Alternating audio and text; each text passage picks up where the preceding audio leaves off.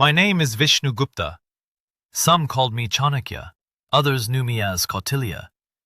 More than 2,300 years ago, when kingdoms rose and fell through war, diplomacy, and wisdom, I wrote a book unlike any other, a book that was not about religion, not about philosophy, but about power, about economics, about leadership, about governance, about human nature.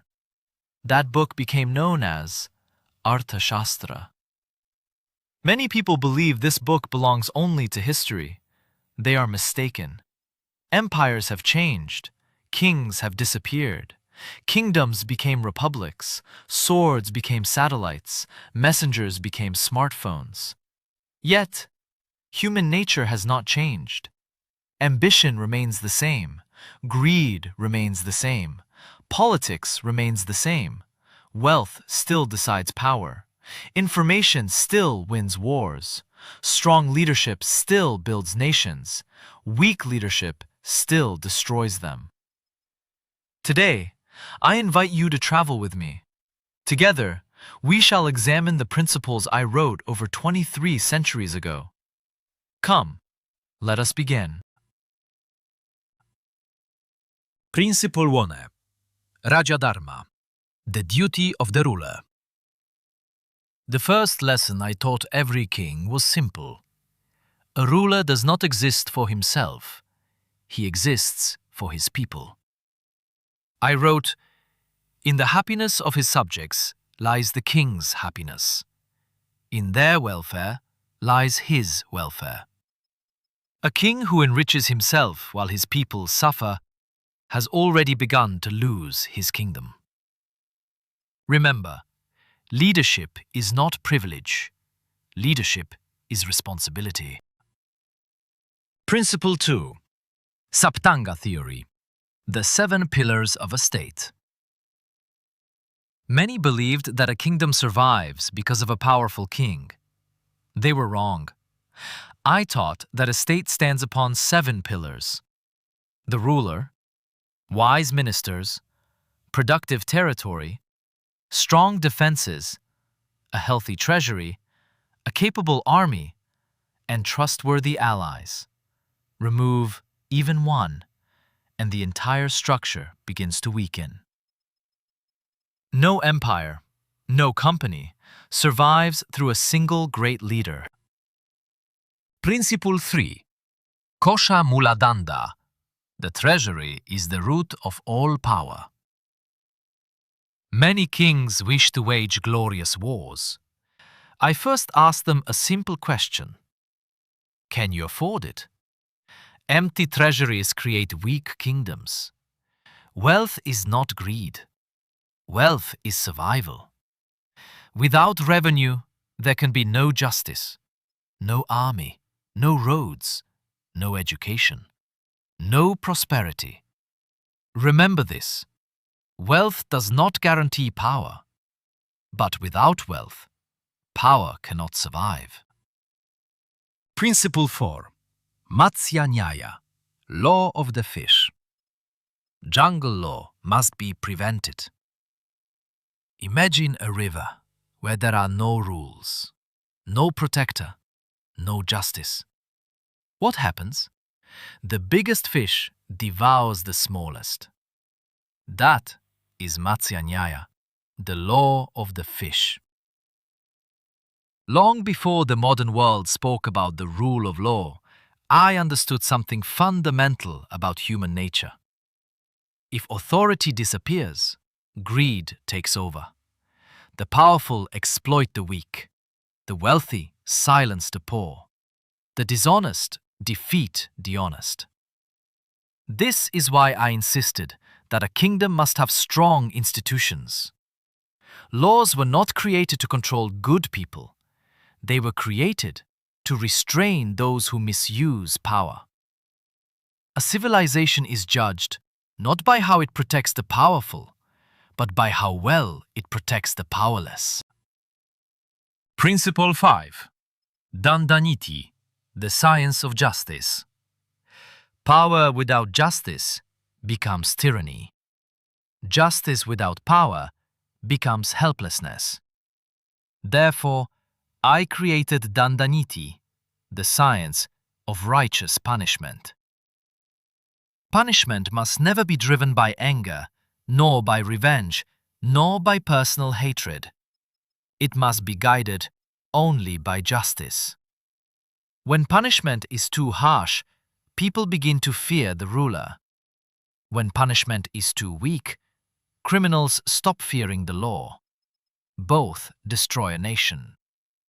The ruler's responsibility is balance, firmness with fairness. Remember, justice is not measured by the severity of punishment. It is measured by its consistency. Principul 7. Sama, dana, beda, danda. The 4 ways to resolve conflict. Many believe victory belongs to the strongest army. I disagreed. The greatest victory is the one achieved without war. I taught rulers 4 methods, 4 steps, 4 strategies to resolve conflict. Sama. The first, Sama. Persuasion, conversation, understanding. Resolve disagreements through dialogue. If peace is possible, choose peace. Dana. If persuasion fails, use dana. Offer incentives. Create opportunities where both sides benefit. Sometimes, compromise is wiser than confrontation. Bheda. If that too fails, comes bheda. Understand the divisions within your opponent. Use intelligence. Use negotiation. Use strategy. Win through wisdom, not emotion. Danda. Only after every peaceful option has failed should danda, force, be used. War must always be the last choice, never the first. The greatest leaders are not those who win the most battles. They are those who prevent unnecessary battles. Principle number 7. The invisible kingdom. The network of spies. Intelligence is the first line of defense. Tell me, how does a king lose his kingdom? Is it because his army is weak? Sometimes. Is it because his treasury is empty? Occasionally. But more often, a kingdom falls because its ruler simply does not know what is happening. A blind king cannot rule. A deaf king cannot protect. An uninformed king cannot survive. That is why I devoted entire chapters of the Arthashastra to intelligence. My spies walked through marketplaces. They visited temples, taverns, villages, royal courts, even enemy kingdoms. Not to spread fear, but to uncover the truth. Information was the greatest weapon ever created. It could prevent wars, expose corruption, uncover conspiracies, and save thousands of lives without drawing a single sword. Remember, information alone is not power. Correct information at the right time is power. Before we continue, if you enjoy discovering timeless ideas about money, power, and strategy, subscribe to Dollar Wise. Share this video with someone who believes ancient wisdom can still shape the modern world. Now, let us return to Chanakya's Arthashastra. Principle 8. Mandala Theory. The Circle of Kings. Many rulers believed friendship between kingdoms was built upon emotions, trust, kindness, good intentions. I believed otherwise. Geography shapes politics. Interests shape alliances. Nations do not have permanent friends. They do not have permanent enemies. They have permanent interests. This became known as the Mandala Theory, the circle of states. Your immediate neighbor often competes with you. Your neighbor's neighbor often becomes your partner, not because either loves you, but because interests align. Never confuse diplomacy with friendship. Diplomacy is strategy. The wise leader never asks, "Who is my friend?" He asks, "Whose interests align with mine today?" Principle 9. Anti-corruption measures. 40 ways officials embezzle. Corruption never changes.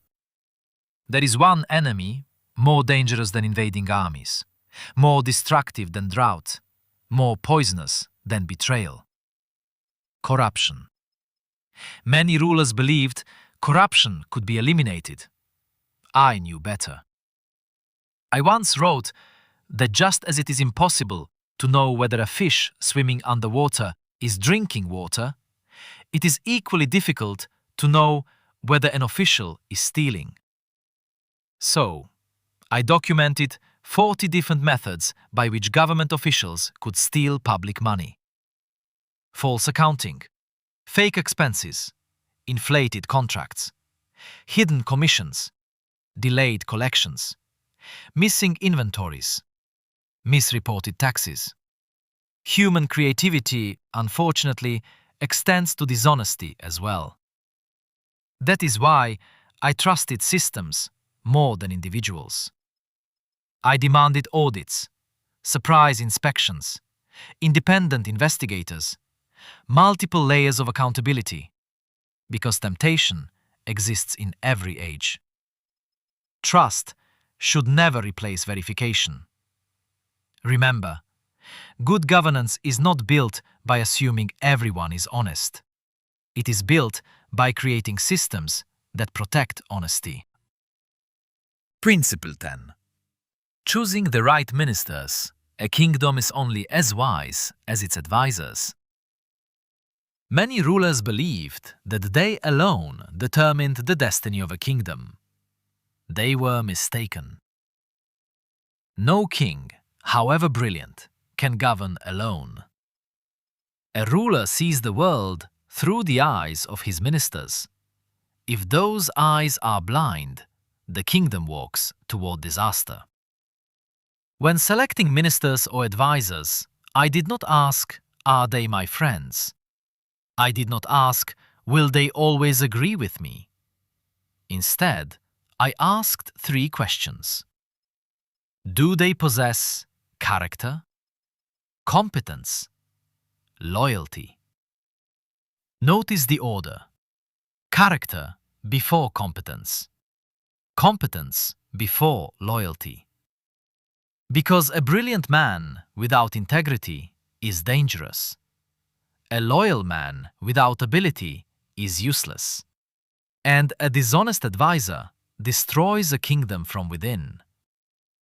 Beware of those who agree with everything you say. Flattery is often the first symptom of decline. A wise minister speaks the truth, even when it is uncomfortable. Remember, your greatest asset is not your strategy. It is the people entrusted to execute it. Principle 11. Infrastructure. The foundation of civilization.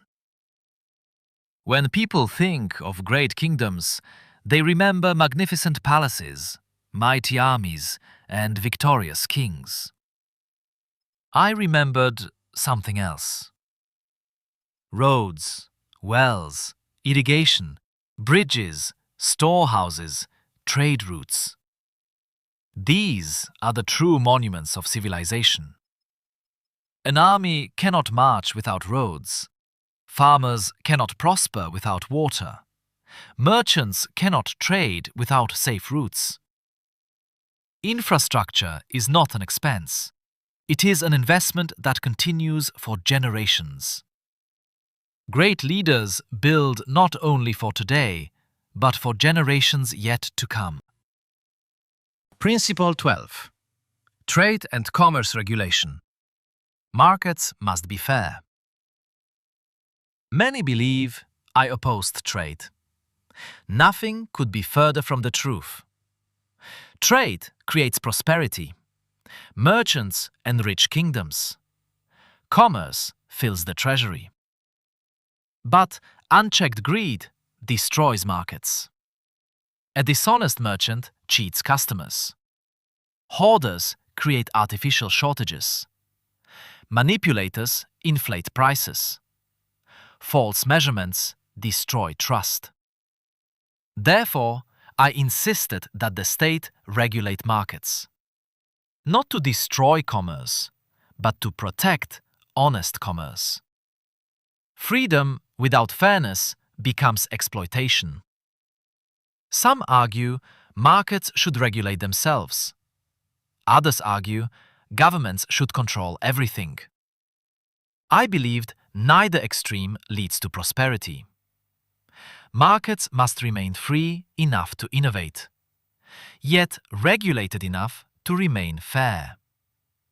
Prosperity grows where trust exists. Principle 13. Labor, wages, and the dignity of work. The strength of a nation lies in its workers. Tell me, who truly builds a kingdom? Is it the king, sitting upon his throne? Is it the minister, writing new laws? Or the general, leading his army? No. A kingdom is built by the countless hands that work every single day. The farmer feeds the kingdom.